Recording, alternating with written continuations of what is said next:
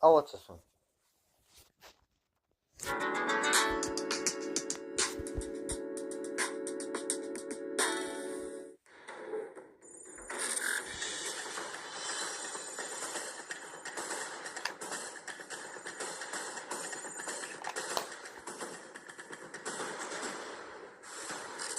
Tech Jacket might not.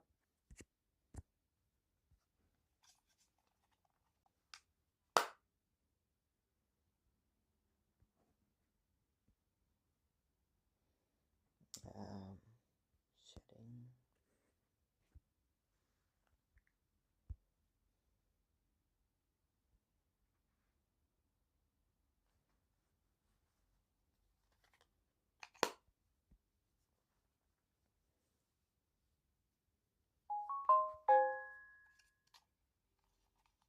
Oh, that's on like 50%.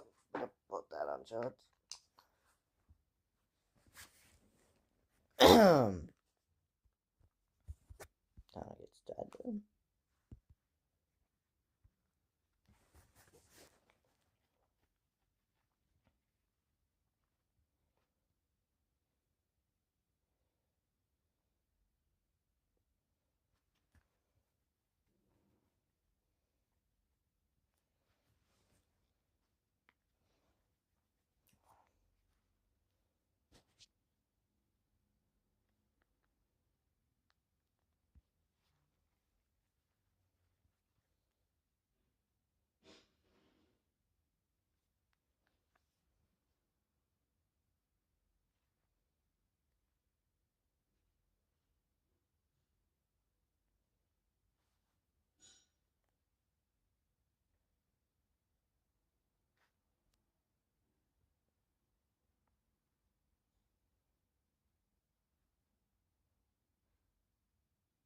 Wait, is that a bomb?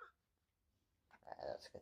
Not be a household name, but this Invincible Universe character is a low-key fan favorite, and in this video you're going to discover the full story behind this underrated armored superhero. Fair warning, this is going to be packed with heavy spoilers, guys, but let's dive right into it. The Invincible Universe wasn't exactly created to be a standalone series like the iconic That's all. Alright, let's just go down what do I know about Invincible. I mean, Tech Jacket. Basically, I heard they're basically the same character in writing. That's why they got changed him to a girl in the show. And I also heard the Invincible show was made as if what the creator of the show wanted it to be like. Walking Dead. Back in the early 90s, Kurtman started this initiative to craft his own superhero universe made up of a few titles that ultimately boomed into what we know as the world of Mark Grayson and the Invincible Universe. At the time, there were comics like Brit, Capes Inc., and of course Invincible, which were all under what fans might call the Kirkman-verse. Then there's Tech Jacket. Now, what you might not have known yet is that both the Tech Jacket character and the comic book series actually came out before Invincible. In fact, Mark Grayson's first comic book appearance can be found within the pages of the very first issue of Tech Jacket as a backup preview. Now, it's fun to think about how the mainstream comic book landscape would have changed if Tech Jacket became more popular than the Invincible series. But what ifs aside, there's no denying that this particular Image Comics character has maintained a degree of enduring popularity throughout the years in spite of admittedly being in the shadow of its half-Viltrumite sister series. Tech Jacket's story begins when a squad of extraterrestrial warriors called the Galdarians are on their way to look for allies that can help them in their centuries-long war against their sworn enemies, the Kresh. Led by Kelda, a hero of the Galdarian War, this quest is suddenly interrupted when a Kresh warship intercepts them along the way. Ultimately, the Galdarians are able to fend off their Kresh ambush, but it would be at the cost of the lives of Kelda's most trusted advisors and irreparable damage to their own ship. Now, while all this is happening in outer space, a community college student named Zach Thompson is just going about his own life. Why can't they use the Tech Jacket properly? No experiencing typical teenage problems like rejection and all that. He also helps out at his dad Ed's hardware store, where he Like the eventually Omni discovers that the old man is deep in debt with the mob. As for Kelda, well, things aren't going so hot for him and his remaining crew members. They spot Earth and decide to make an emergency landing on the big blue marble, but Kelda realizes that his tech jacket alone wouldn't be enough to safely direct their spacecraft to ground. Now, here's the most important thing you should know before we move on with the story: the tech jacket. You see, Galdarians are a race so advanced that they evolved to the point that their bodies became weak. To compensate for this, their leading scientists developed a device called the tech jacket, which basically acts as a permanent suit of armor that bonds to its host from the moment they're born. The tech jacket pretty much handles all the physical heavy lifting for any given Galdarian. In Kelda's case, his armor specializes in warcraft and combat since he's a warrior. But back to our tale. So Kelda realizes that death for him and his crew is a done deal. Still, he tries his best to use his tech jacket to try and see if they can land their ship safely on Earth. It doesn't. And while the Galdarian spacecraft Oh. God damn it. What's up? Sorry, I can't read your name. This chat thing doesn't work as well as I expected it to.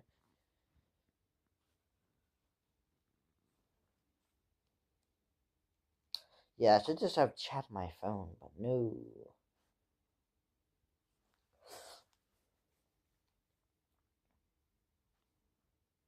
There we go. What's up, Hung Woon? Sorry if I messed up your name. Oh.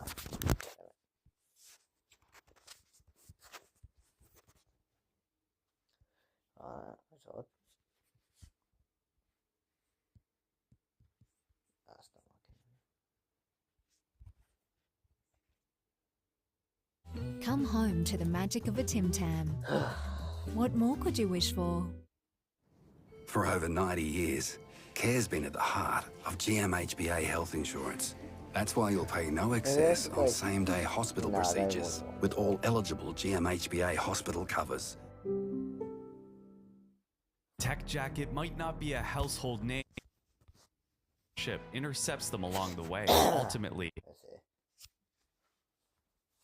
would have changed if Tech Jacket became more popular than the Invincible series. But what if a long war against their sworn enemies, the Kresh? Led by Kelda, a hero of the Galdarian War, this quest is suddenly interrupted when a Kresh warship intercepts them along the way. Ultimately, the Galdarians are able to fend off their Kresh ambush, but it would be at the cost of the lives of Kelda's most trusted advisors and irreparable damage to their own ship. Now, while all this is happening in outer space, a community college student named Zach Thompson is just going about his own life. You know, experiencing typical teenage problems like rejection and all that. He also helps out at his dad Ed's hardware store, where he eventually discovers Kelda realizes that his tech jacket alone wouldn't be enough to save the tech jacket pretty on Earth. It doesn't. And while the Galdarian spacecraft turns into a raging fireball zipping through the sky, Zach Thompson witnesses this while on his way to school and decides to head where the ship crashed. Upon getting there, he sees a dying Kelda pinned by the debris of his wrecked ship. Zach tries to help the warrior, not knowing that the ship has a self-destruct sequence placed on it to prevent any other species from using Galdarian tech should any one of these spacecrafts crash. With his dying breath, Kelda realizes that Zach's a good guy and refuses to allow an innocent life to be taken because of the Galdarians' war with the Kresh. So to save Zach, Kelda transfers his tech jacket to the boy, which ends up shielding him from the explosion. Zach becomes Tech Jacket. Of course, Zach has no idea what the hell just happened to him. By the time he got to school, all he knew that there was an irremovable piece of metal covering his entire midsection. When he gets back to his dad's store and the thugs try to harass Ed again, Zach unintentionally activates the Tech Jacket's defense systems and he ends up beating the mobsters with metallic tentacles. Of course,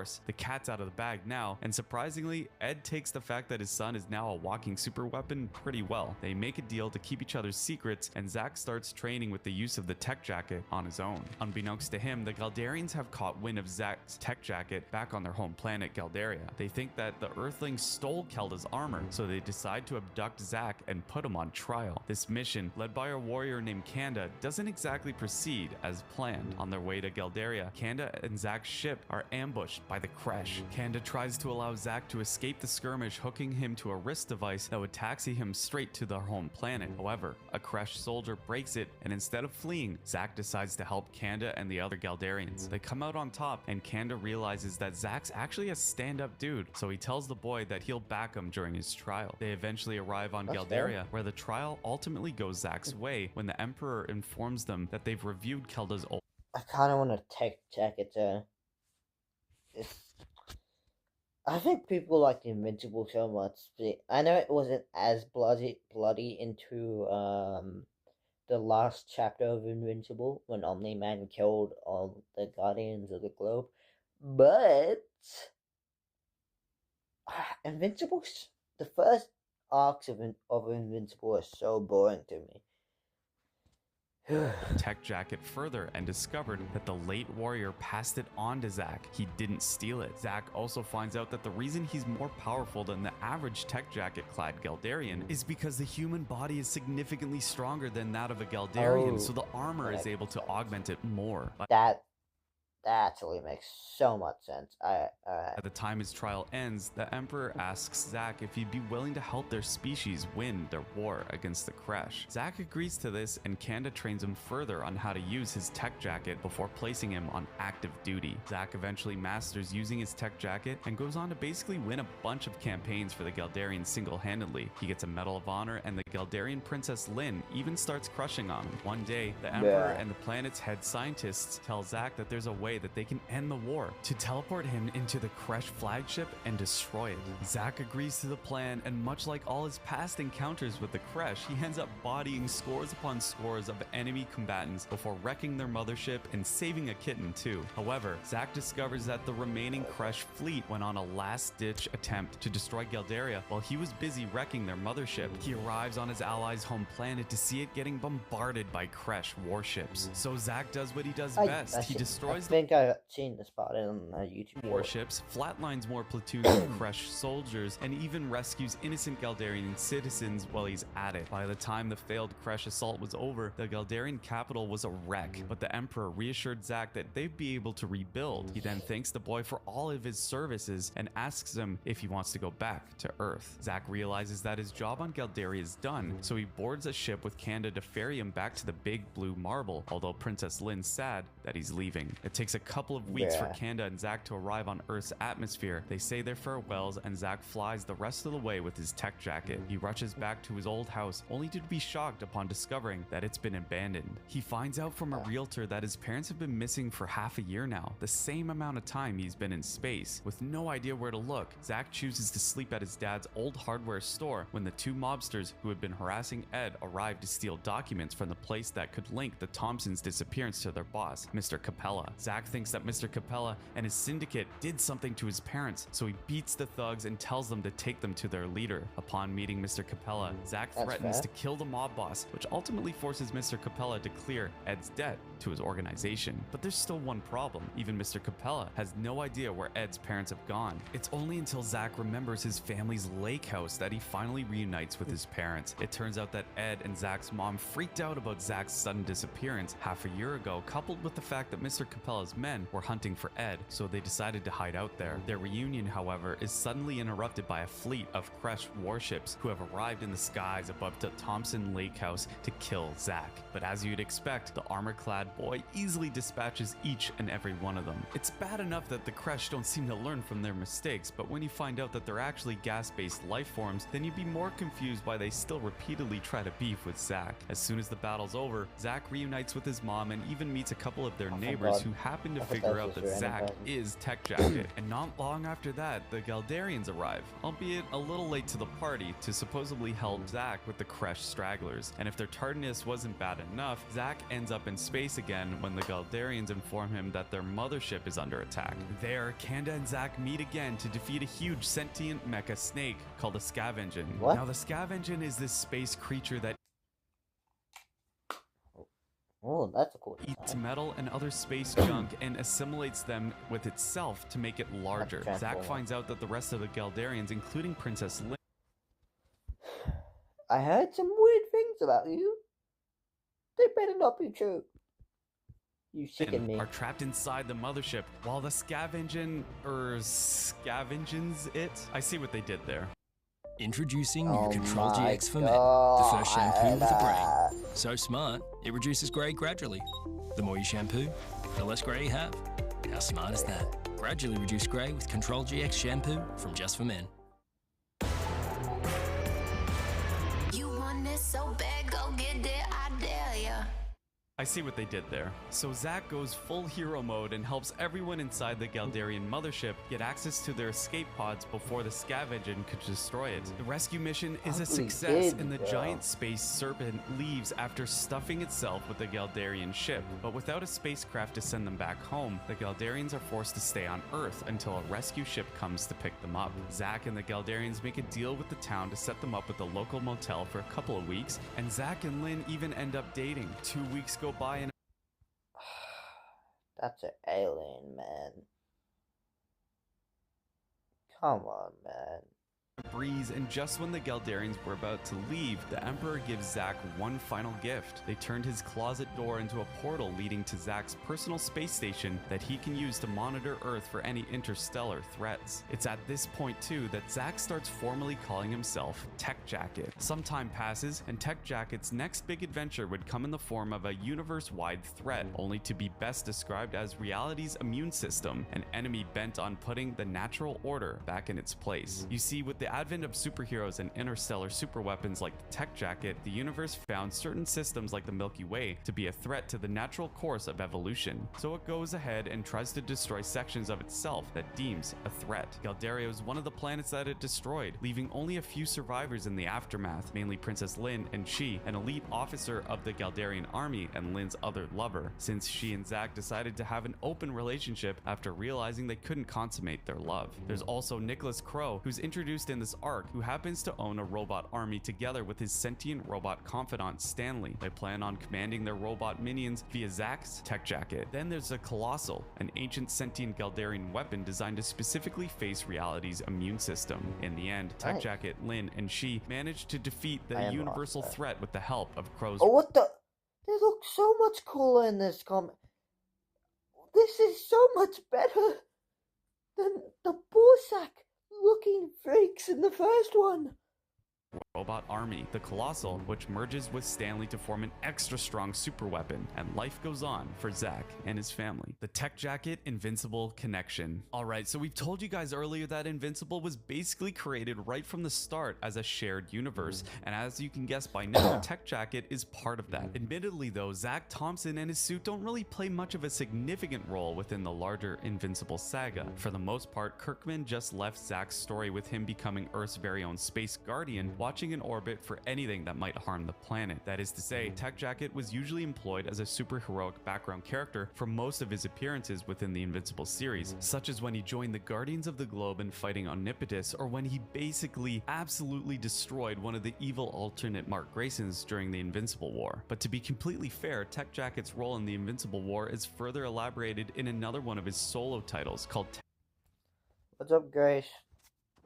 Tech Jacket Digital. We find out that he didn't just body a single alternate Mark, he defeated two of them. The whole encounter left him injured and traumatized for a time though, but it's in this series that we also get to find out how Zack and Lynn decided to make their relationship a polyamorous one. As for enemies, Tech Jacket ends up facing an alien mercenary named Null, who's bent on stealing his super armor. This encounter almost kills Zack, but the superhero comes up with a plan to trap Null inside his space station's teleportation chamber and send him off to the core of the sun. The most significant appearance of Tech Jacket within Invincible would be the role he played during the Viltrumite War, where Omni-Man and Alan the Alien convinced him to join the coalition of planets to stand against the Viltrumite Empire. During that arc, we even get to see the now classic Tech Jacket scene where he told Omni-Man and Invincible that he was going to quote-unquote make sweet love to their faces in celebration after they defeat the Viltrumites. Just a classic line right there. Tech Jacket would prove himself to be one of the coalition's best warriors, as he was able to stand stand his ground against the Viltrumites during many of the campaigns they undertook to free the universe from the Empire's rule. It all came to a head when he and the Coalition attacked Viltrum, the home planet of the Viltrumites, where Tech Jacket was knocked out early in the confrontation. But don't worry, fellow Coalition member Space Racer saved him then. By the end of the war, Tech Jacket went back to rebuild his space station to resume his position as Earth's interstellar protector, where he usually hung out with Alan the Alien and Oliver Grayson, aka Kid Omni-Man. Now, timeline-wise, we can surmise that Tech Jacket's battle with reality's immune system happened before the Viltrumite War, because after that solo adventure, Zack, Lynn, and she actually became popular superheroes on Earth thanks to a deal they made with Nicholas Crow, where he basically served as their talent agent. There was a year of uninterrupted superhero work for Tech Jacket and his team then, and the Viltrumite War and his stint with the Coalition of Planets can be placed within this period. However, it stopped the moment Robot became Earth's supreme dictator, which forced Zack,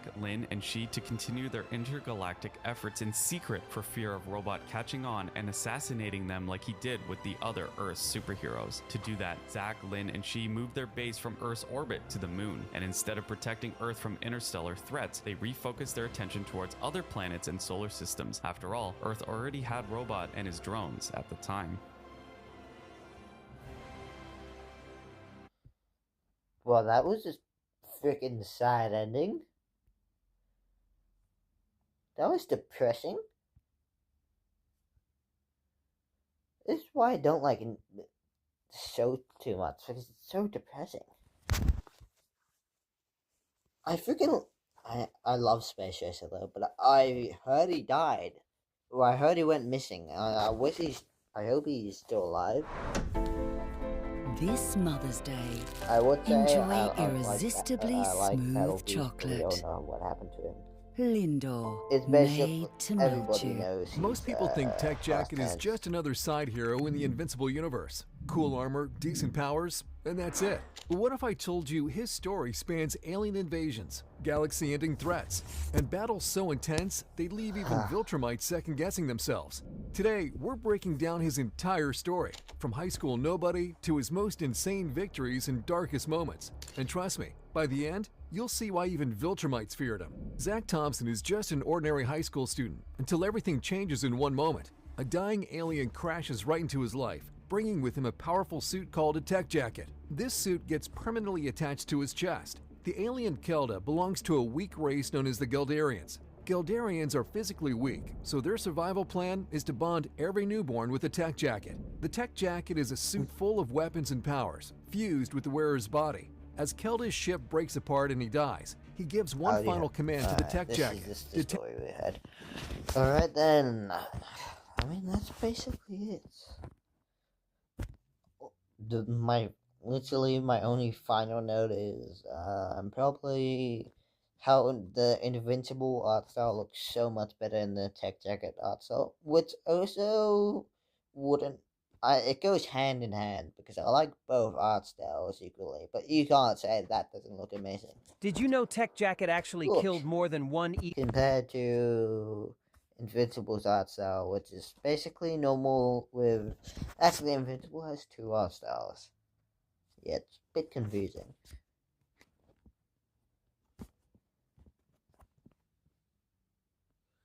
Huh.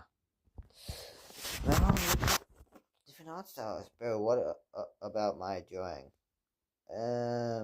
Who did you want me to draw again? It's like 10 for me, so I won't be able to draw it today. Well, let me check the things, because I forgot who you wanted me to draw. It was me to someone. And also High Gloom.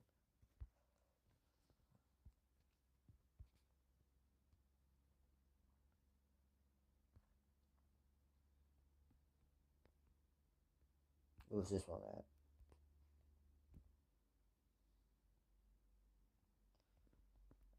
No. This one? This one?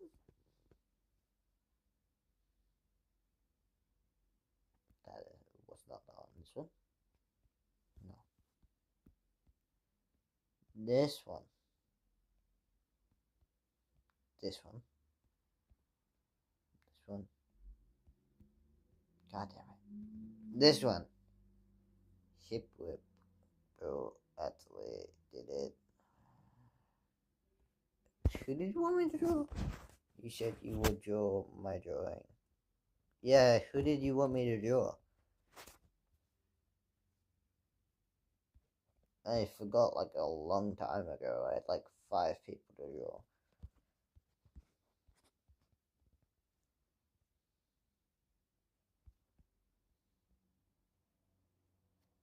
And I have to end stream soon, but who did you want me to draw? It started with an M. It was M. It was Mitas. No, it was MITA. I think. I don't know.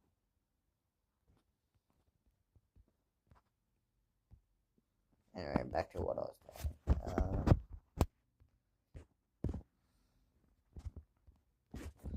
Anyway, my thoughts on Invincible, it's very depressing. Like, really, really depressing. Alright.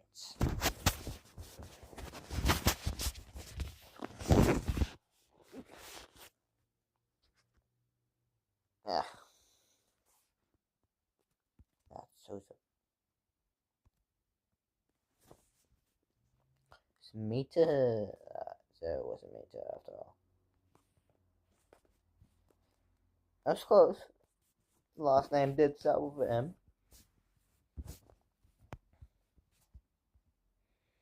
Anyway, probably gonna end the stream now, but this was really fun.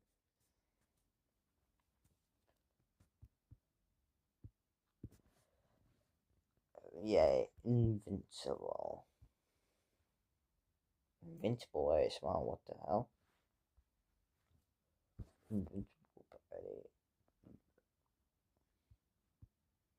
Invisible, blah. Gonna end stream here now. I might turn this into a video. We'll see.